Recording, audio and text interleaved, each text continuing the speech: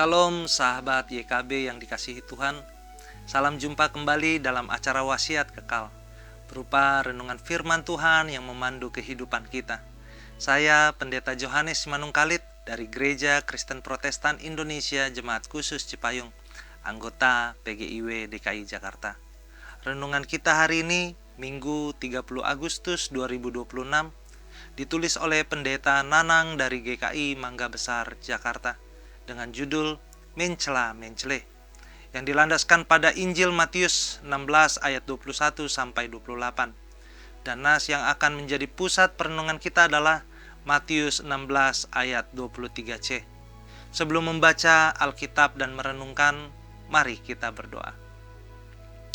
Ya Tuhan, Kristus Yesus yang kami sembah, kami mau disapa oleh kebenaran firman-Mu.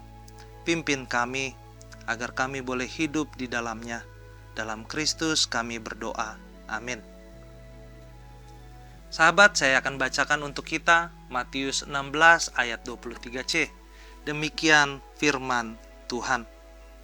Sebab engkau bukan memikirkan apa yang dipikirkan Allah, melainkan apa yang dipikirkan manusia. Sahabat, mencela mencele adalah istilah dalam bahasa Jawa yang berarti tidak konsisten. Istilah ini sering digunakan untuk menggambarkan seseorang yang perkataannya tidak dapat dipegang. Hari ini berkata A, besok berkata B, dan lusa mengatakan hal yang berbeda lagi. Ketidakkonsistenan seseorang tentu memiliki penyebab. Salah satunya adalah pertimbangan mengenai apa yang menguntungkan bagi dirinya sendiri. Yesus pernah bertanya kepada Petrus tentang siapa dirinya, atau tentang diri Yesus. Pada waktu itu Petrus menjawab, "Engkau adalah Mesias, anak Allah yang hidup."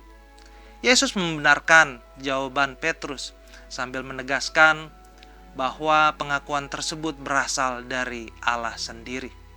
Namun, ketika Yesus menjelaskan bahwa Mesias harus menderita, Petrus justru bereaksi berbeda. Petrus menarik Yesus ke samping dan menegur Yesus sambil mengatakan bahwa penderitaan itu sekali-kali tidak akan menimpa Yesus.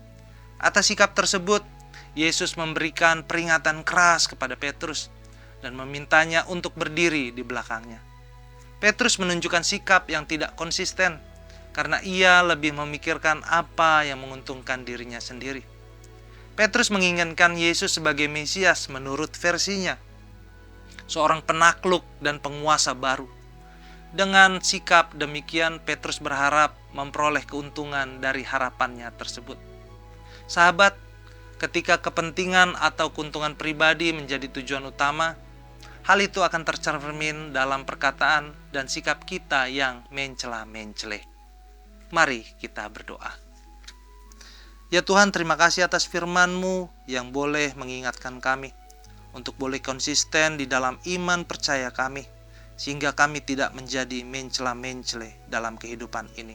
Dalam Kristus Yesus kami berdoa. Amin. Sahabat YKB, demikian renungan kita hari ini. Sahabat dapat memanfaatkan media cetak atau renungan harian dan program audiovisual lainnya dari YKB Media Ministry dengan mengakses website terbaru YKB di www.ykb-media.org.